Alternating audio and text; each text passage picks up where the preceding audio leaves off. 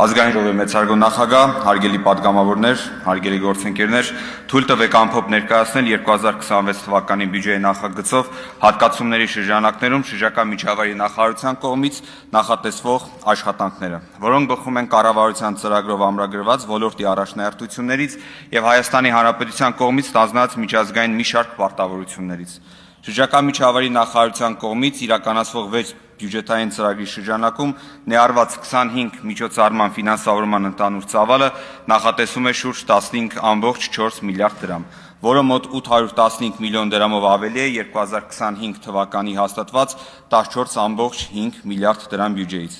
2026 թվականի նախատեսված գումարից մոտ 2.4 միլիարդ դրամը միջազգային դրամաշնորհներն են եւ շուրջ 13 միլիարդ դրամը պետական բյուջեի հատկացումները, բայց նախքան բյուջետային ծրագրերը մանրամասնելը հաշվի առնելով քաղաքական եւ միջազգային կարևոր նշանակությունը երկրի համար նախ կցանկանայի այս հարթակն օգտագործել եւ անդրադառնալ 2026 թվականի հոկտեմբերին Երևանում կայանալիք բնապահպանության ոլորտի ամենախոշոր իրադարձություններից մեկին՝ ՄԱԿ-ի կենսաբազմազանության մասին կոնվենցիայի կողմերի 17-րդ համաժողովին COP17-ին։ Միջոցառման նշանակությունը եւ բյուջետային շրջանակը։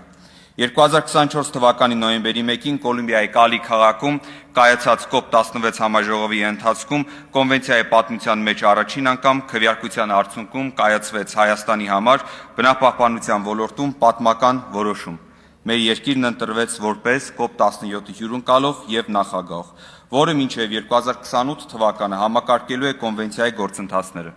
Այս փաստը վկայում է բարձր միջազգային վստահության մասին։ Համաժողովի հաջող հյուրընկալման նպատակով 2026 թվականի պետական բյուջեի նախագծով շրջակա միջավայրի նախարարությանը կհատկացվի նախնական 1 միլիարդ դրամ, իսկ մնացած անհրաժեշտ գումարի տրամադրումը կիրականացվի կառավարության պահոստային ֆոնդից միջոցառումների ընթացքի առաջնահերթությունների ապահովման նպատակով ՄԱԿ գործադիր քարտուղարության պահանջներին համապատասխան։ Կառավարության որոշմամբ 5 միլիարդ 775 միլիոն դրամ է հատկացվել Մերիդիան էքսպո կենտրոնի տարածքների վերանորոգման, կառուցման եւ բարեկարգման աշխատանքների համար, ընդ որում հատկացված գումարը չբավարարելու դեպքում կազմակերպությունը պարտավորվել է սեփական միջոցներով աշխատանքներն ավարտին հասցնել սահմանված բոլոր պահանջներին համապատասխան ներդնելով մինչեւ 10 միլիոն ԱՄՆ դոլար։ Հատուկ շեշտեմ նաեւ, որ COP17-ի անցկացման ավարտից հետո Meridian Holding PB-ն պարտավորվել է հաջորդող 6 տարվա ընթացքում մինչև 2032 թվականը 2 միլիարդ 775 միլիոն դրամին համարժեք 200 օր տարածքի անհատույց տրամադրման ծառայություն մատուցել պետությանը։ Շինարարական աշխատանքներն արդեն մեկնարկել են։ Կազմակերպչական աշխատանքներ եւ ենթակառուցվածքներ։ Համաժողովը կանցկացվի 2 հիմնական հարթակներում՝ Կապույտ գոտու կամ բլուզոնի համար նախատեսվող տարածքը Մերիդիան էքսպո կենտրոնն է։ Այստեղ են անցկացվելու COP17-ում քննարկման ներկայացված փաստաթղթերի վերաբերյալ երկրների կառավարությունների պատվիրակությունների քննարկումները եւ բանակցությունները, ինչպես նաեւ բարձր մակարդակի խորհրդակցություններն ու հանդիպումները։ Այս գոտում քննարկումների արդյունքում հաստատվում են որոշումներ, որոնք դառնում են համընդհանուր կատարման առարկա կոնվենցիայի կողմ բոլոր 196 երկրների համար։ Օրակարգային կարևոր հարցը լինելու է կենսաբազմազանության գլոբալ ռազմավարության գնահատման գործընթացը, որի նպատակն է հասկանալ, թե ինչ առաջընթաց է գրանցվել աշխարհի կողմից ռազմավարության նպատակների իրականացման գործում եւ ինչ քայլեր պետք են արվել մինչեւ 2030 թվականը։ Կանաչ գոտին կամ Green Zone-ը կտեղակայվի Կարեն Դեմիրճյանի անվան մարզահամերգային համալիրում, որտեղ կմիավորվեն քաղաքասարակության, գիտական համայնքի, երիտասարդական եւ միջազգային կազմակերպությունների ներկայացուցիչները։ Կանաչ գոտին հնարավորություն է ընձեռում ձեռք բերել բազմաթիվ համագործակցություններ եւ նախաձեռնել համատեղ ծրագրեր։ Այս մոդելը լիովին համապատասխանում է ՄԱԿ-ի համաժողովների միջազգային ստանդարտներին, ապահովելով ներառականություն եւ բաց երկխոսության մթնոլորտ։ Հայաստանի դերը եւ հնարավորությունները։ COP17-ի հյուրընկալմամբ Հայաստանը լինելու է ոչ միայն միջոցառման կազմակերպիչ, այլև գլոբալ բնապահպանական երկխոսության հարթակ եւ գործընթացների գլխավոր բանակցային միջնորդ եւ հանդես է գալու որպես միջազգային եւ տարածաշրջանային կամուրջ։ Մենք հնարավորություն ենք ունենալու խթանել դիվանագիտական եւ տնտեսական հարաբերությունները եւ բարձրացնել Հայաստանի միջազգային հեղինակությունը բնապահպանական քաղաքականության ոլորտում, Խրախուսել գիտական և երիտասարդական ներգրավվածությունը, ստեղծելով նոր հետազոտական, կրթական և ինովացիոն հնարավորություններ։ Խթանել էկոտուրիզմի և հյուրընկալության ոլորտի զարգացումը, որը կունենա տնտեսական շղթայական ազդեցություն ծառայությունների մատուցման, տրանսպորտի, շինարարության և տեղեկատվական տեխնոլոգիաների ոլորտում։ Այժմ թույլ տվեք ամփոփ ներկայացնել շրջակա միջավայրի պահպանության հիմնական բյուջետային ծրագրերի ներքո նախատեսվող աշխատանքները։ Անտառների կառավարում ծրագրի ներքո կշարունակվեն նոր ստեղծված էկոպարեկային ծառայության համալրման և վերազինման աշխատանքները։ Գործընթացը մեկնարկել է Սյունիքի մարզից, որին զուգահեռ աշխատանքներ են ընթանում նաև Կոտայքի, Գեղարքունիքի, Տավուշի և Լոռու մարզերում։ Հայանտառ պոակի պահպանման ծախսերի հիմնական մասը նախատեսվում է ապահովել ձեռնարկատիրական գործունեությունից ստացվող սեփական եկամուտների հաշվին, որոնք կձևավորվեն անտառային ռեսուրսների այլընտրանքային և կայուն օգտագործման միջոցով։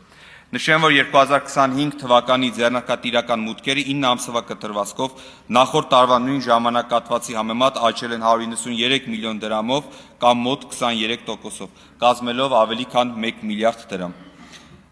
Անտառվերակազմման և անտառպատման աշխատանքների շրջանակներում նախատեսվում է իրականացնել 65 հեկտար անտառմշակույթի հիմնում, ինչպես նաև նախորդ տարիներին հիմնադրված ավելի քան 1450 հեկտար անտառների միանավագ խնամք և գործընկերների հետ համագործակցում ենք, որպեսզի տարածքները հնարավորինս ընլայնելու հնարավորություն ունենանք։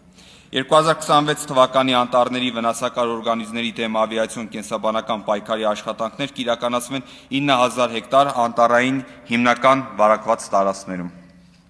Բնապահպանական ծրագրերի իրականացում համայնքներում ծրագրի շրջանակներում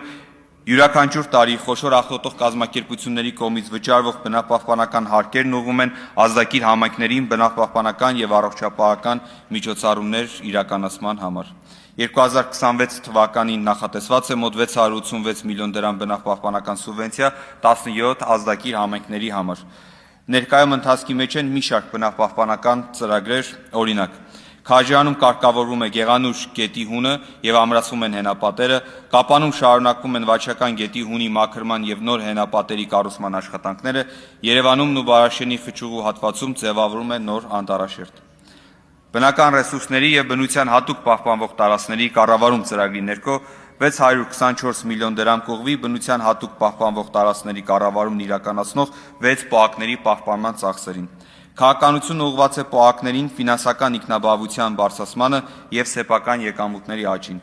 Այս պոակների ձեռնարկատիրական մուտքերի մասով նշեմ, որ 2025 թվականի 9 ամսվա կտրվածքով դրանք կազմել են 480 միլիոն դրամ, որը շուրջ 6%-ով կամ 25 միլիոն դրամով ավելի է նախորդ տարվա նույն ցուցանիշից։ Սևան իշխանի պաշարների վերականգնման և ձկնաբուծության զարգացման հիմնադրամի առողջացման համար նախատեսված հատկացումը կկազմի մոտ 0.5 միլիարդ դրամ։